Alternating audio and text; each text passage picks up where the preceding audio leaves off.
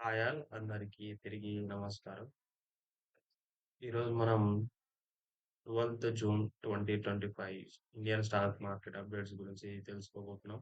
ఈరోజు మనం చూసుకుంటే ఈచ్ అండ్ ఎవ్రీ సెక్టర్ కూడా మనకి నెగెటివ్‌గా క్లోజ్ కావడం జరిగింది. అదొక పెద్ద డ్రాబ్యాక్ అని చెప్పుకోవచ్చు ఈరోజు మార్కెట్స్‌లో. మీరెవరైనా గెస్ చేసారా? మనకి ఒక 4, 5 డేస్ కంటిన్యూయస్‌గా మనకి మార్కెట్స్ అనేది అప్‌వార్డ్‌లో వెళ్ళడం జరిగింది. అదేవిధంగా మనకి ఇప్పుడు చూసుకుంటే మార్కెట్‌లో డౌన్‌వార్డ్ వెళ్ళడం జరిగింది. సో, మనం భయపడాల్సిన అవసరం లేదు. మార్కెట్ అనేటువంటిది ఎప్పుడు గూడా పాజిటివ్‌గా క్లోజ్ కాదు. ఎప్పుడు గూడా నెగెటివ్‌గా క్లోజ్ కాదు. ఒకరోజు పాజిటివ్ వెళ్ళొచ్చు. ఇంకో రోజు నెగెటివ్ వెళ్ళొచ్చు. కాబట్టి మీరు గుర్తుపెట్టుకోవాల్సిందల్లా ఒకటి. మీరు స్టాక్ మార్కెట్‌లో నుంచి లాభాలు గడించాలి అనుకుంటే మీరు స్టాక్ మార్కెట్‌లో ఇన్వెస్ట్ చేసి ఉండాలి. అదేవిధంగా మనం లాంగ్ టర్మ్‌లో మాత్రమే ప్రాస్పెక్టివ్‌ని మాత్రమే ఎప్పుడైతే మన ఇన్వెస్ట్‌మెంట్‌ని చూసుకుంటామో అప్పుడు మాత్రమే మనం లాభాలను స్వీకరించడానికి మనకి సంభావ్యత అనేటువంటిది ఆపర్చునిటీస్ అనేటువంటివి పెరుగుతూ ఉంటాయి. మనం ఈరోజు పెట్టి రేపు మార్కెట్ నుంచి లాభాలు తీసుకోవడం అనేటువంటిది ఎప్పుడు మనకి సాధ్యపడదు. ఎందుకంటే, ఇప్పుడు మీరు ఎటువంటి ఫర్ సపోజ్ మీరు ఒక పంట నుంచి దిగుబడి తీసుకోవాలంటే కనీసం ఒక 2 మంత్స్ నుంచి 3 మంత్స్ కాల వ్యవధి ఎలా పడుతుందో, అదేవిధంగా స్టాక్ మార్కెట్‌లో మీరు మంచి లాభాలు పొందాలి అనుకుంటే, ఒక మినిమమ్ కాల వ్యవధి అనేటువంటిది మనం 10 ఇయర్స్ ప్లస్ తీసుకున్నప్పుడు మాత్రమే మనం లాభాలను స్వీకరించే అవకాశం అనేటువంటిది ఎక్కువగా ఉంటుంది. ఈరోజు స్టాక్ మార్కెట్స్ అప్డేట్స్ చూసుకున్నట్లయితే, ఈరోజు మార్కెట్స్ అనేటువంటివి అన్ని సెగ్మెంట్‌లలో కూడా నెగెటివ్‌లోనే మూసింది. కొద్దిగా ఐటీ అండ్ ఎఫ్ఎంసీజీ తప్ప మిగతా అన్నిటి స్టాక్స్ కూడా మనకి దాదాపుగా నెగెటివ్‌లోనే క్లోజ్ కావడం జరిగింది. అదేవిధంగా మనం సెన్సెక్స్ చూసుకున్నట్లయితే ఈరోజు 823 పాయింట్స్ డౌన్‌గా అయింది. సరాసరిగా 1% అనేటువంటిది మార్కెట్ విలువతో సెన్సెక్స్‌లో క్లోజ్ కావడం, నెగెటివ్‌గా క్లోజ్ కావడం జరిగింది. అదేవిధంగా మనకి సెన్సెక్స్ అనేటువంటిది 81,691 పాయింట్స్ వద్ద క్లోజ్ కావడం జరిగింది. అదేవిధంగా నిఫ్టీ 50 చూసుకున్నట్లయితే మనకి 253 పాయింట్స్ డౌన్ కావడం జరిగింది. అదేవిధంగా 24,888 పాయింట్స్ వద్ద క్లోజ్ కావడం జరిగింది. దీని యొక్క మార్కెట్ వ్యూ మనకి పడిపోవడానికి ప్రధాన కారణాలు ఏంటివంటే, మనం ఆల్రెడీ చూస్తున్నాం. యూఎస్ అనేటువంటిది అన్నిటికీ పెద్దన్న. యూఎస్ ప్రెసిడెంట్ ట్రంప్ తీసుకున్నటువంటి ట్రేడ్ అఫైర్స్ అదేవిధంగా కారణాలు చెప్పుకోవచ్చు. అదేవిధంగా మనకి US F and O expiry dates దగ్గరకొస్తుంది. దానివల్ల గూడా అవి చాలా ఒడిదుడుకులకు లోనవుతున్నాయి. దానివల్ల గూడా మనకి చెప్పుకోవచ్చు. అదేవిధంగా US and China trade talks అవి కూడా మనకి చాలా భయాన్ని కలిగిస్తున్నాయి. అదేవిధంగా మిడిల్ ఈస్ట్‌లో కొన్ని టెన్షన్స్ అనేటువంటివి మనకి చూడడం జరిగింది. దానివల్ల గూడా ఈరోజు మార్కెట్ అనేటువంటిది నెగెటివ్‌లో క్లోజ్ కావడం జరిగింది. మన ఇండియన్ మార్కెట్ ఒకటే కాదు గ్లోబల్‌గా అన్ని మేజర్ మార్కెట్స్ కూడా నెగెటివ్‌లోనే క్లోజ్ కావడం జరిగింది. ఇప్పుడు మీరు చూసుకున్నట్లయితే దాదాపుగా ఈరోజు ఇంట్రాడేలో సెన్సెక్స్ అనేది దాదాపుగా 1000 పాయింట్ల వరకు నష్టాలను చవిచూసింది. అదేవిధంగా మార్కెట్ క్లోజ్ అయ్యే టయానికి మనకి 823 పాయింట్స్ వద్ద నెగెటివ్‌గా క్లోజ్ కావడం జరిగింది. అదే మీరు నిఫ్టీ 50 చూసుకున్నట్లయితే అది కూడా చానా ఇక్కడ 250 పాయింట్స్ అబోవ్‌నే మనకి నెగెటివ్‌లా ఎళ్ళిపోవడం జరిగింది. అదేవిధంగా మనకి అరౌండ్ 24,850 పాయింట్స్ వద్దకు కూడా వచ్చిన ఒకానొక సందర్భంలో ఉంది. అదేవిధంగా రికవర్ అయ్యి మనకి లాస్ట్‌కి 24,888 పాయింట్స్ వద్ద క్లోజ్ కావడం జరిగింది.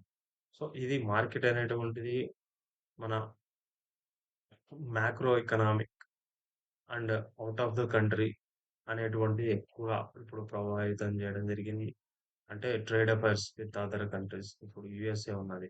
అదేవిధంగా యూఎస్ స్టాక్ మార్కెట్స్ ఉన్నాయి. అదేవిధంగా మనకి మిడిల్ ఈస్ట్ కంట్రీస్‌లో టెన్షన్స్ ఉన్నాయి. సో, ఇవన్నీ కూడా గ్లోబల్‌గా మన స్టాక్ మార్కెట్‌ని ప్రభావితం చేసే అంశాలే. అదేవిధంగా మన ఇంటర్నల్‌గా మన యొక్క state government, central government policies కానీ, ఎప్పుడైతే కొత్త ప్రభుత్వాలు ఏర్పడడం గాని, ఒక ఉన్నటువంటి ప్రభుత్వం డిసాల్వ్ కావడం గాని, ఇవన్నీ కూడా కొన్ని నెగెటివ్ అంశాలన్నమాట.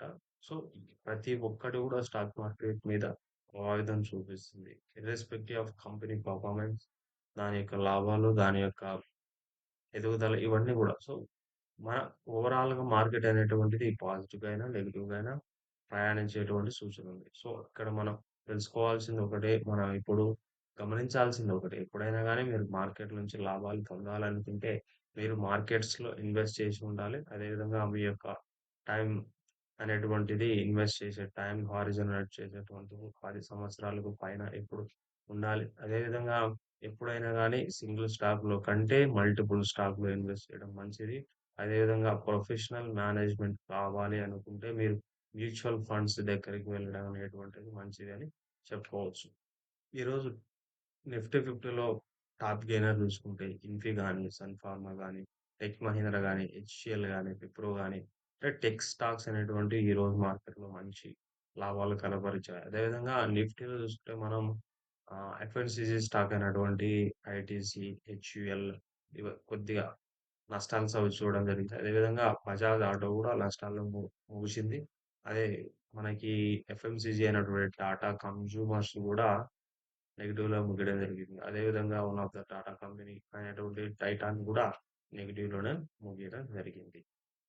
ఇప్పుడు కరెన్సీస్ విషయాన్ని చూసుకుంటుంటే మనకి యూఎస్‌డి వర్సెస్ ఐఎన్ఆర్ అనేటువంటిది 85.53 పైసా దగ్గర క్లోజ్ కావడం జరిగింది. అదేవిధంగా యెన్ చూసుకుంటే యెన్ వర్సెస్ ఐఎన్ఆర్ చూసుకుంటే 59 జరిగింది. 59.52 పైసా దగ్గర. అదేవిధంగా జీపీయూ వర్సెస్ ఐఎన్ఆర్ చూసుకుంటే మనకి 116 రూపీస్ దగ్గర ట్రేడ్ కావడం జరిగింది. అదేవిధంగా యూరో వర్సెస్ ఐఎన్ఆర్ తీసుకుంటే 98 రూపీస్ 54 పైసా దగ్గర ట్రేడ్ కావడం జరిగింది.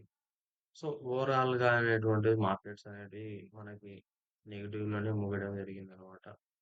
సో, క్రిప్టోస్ అయినా ఏటైనా అటు గాని మనకి మన ఇండియన్స్ పర్స్పెక్టివ్‌లో చూసుకుంటే అవన్నీ రెగ్యులేటెడ్ అయితే కాదు.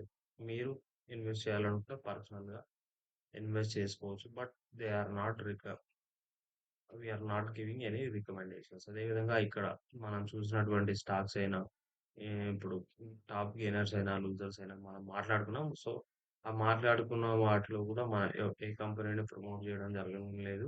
ఇవన్నటువంటివి just for information, educational purpose మాత్రమే చేయడం జరుగుతుంది. కాబట్టి మీరు ఇన్వెస్ట్ చేసేటప్పుడు ఎటువంటి స్టాక్స్‌లో అయినా, పంజాబ్ స్టాక్స్‌లో అయినా, మ్యూచువల్ ఫండ్స్‌లో అయినా ఏదైనా గానీ before investing you should know the situation. You should know the everything. How to invest అంటే మీరు ఎలా ప్రవేశించాలనుకున్నారు? మీరు ఎలా ఎగ్జిట్ కావాలనుకున్నారు? అసలు what are the requirements before investing అనేటువంటివి చూసుకున్న తర్వాతనే మీరు ఇన్వెస్ట్ జేయాలి.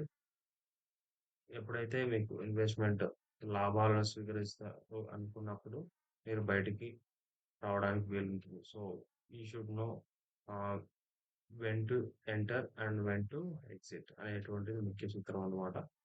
అదే విధంగా చూసుకున్నట్లయితే మనకి ఈ మధ్య కాలంలో ఐపీఓస్ అనేటువంటివి చాలా మంచిగా వస్తున్నాయి. So, before investing any IPO మనం తగు జాగ్రత్తలనేటువంటివి తీసుకోవాల్సి ఉంటుంది. మీరు కంపెనీ యొక్క పెర్ఫార్మన్స్ ఎలా ఉంది? వారి యొక్క సేల్స్ ఎలా ఉన్నాయి? వారి యొక్క మార్జిన్స్ ఎలా ఉంది? వారి యొక్క ప్రాఫిటబిలిటీ ఎలా ఉంది? సో, ఇవన్నీ కూడా పరిగణలోకి తీసుకొని, ఆ కంపెనీలు భవిష్యత్తులో మంచి మనుగడ సాధించడానికి అవకాశం ఉందా? లేదా? వాటి యొక్క కంపెనీ యొక్క కాంపిటీటర్స్ ఎవరు? ఇలాంటివన్నీ గూడా మనం పరిగణలోకి తీసుకున్న తర్వాతనే ఐపీఓలో గాని, ఈ సింగిల్ స్టాక్ ఇన్వెస్ట్ గాని, ఆహ్, అదేవిధంగా మ్యూచువల్ ఫండ్స్‌లో గాని ఇన్వెస్ట్ చేసేటప్పుడు గాని, ఇటువంటి ప్రతి దాంట్లో కూడా ఇన్వెస్ట్ చేసేటప్పుడు జాగ్రత్త వహించిన తర్వాత మాత్రమే మన ఇన్వెస్ట్‌మెంట్ స్టార్ట్ చేయాలి. Before starting investment you should save some money. Save చేసిన తర్వాతన మాత్రమే మనం ఇన్వెస్ట్‌మెంట్ జర్నీని స్టార్ట్ చేయాలి.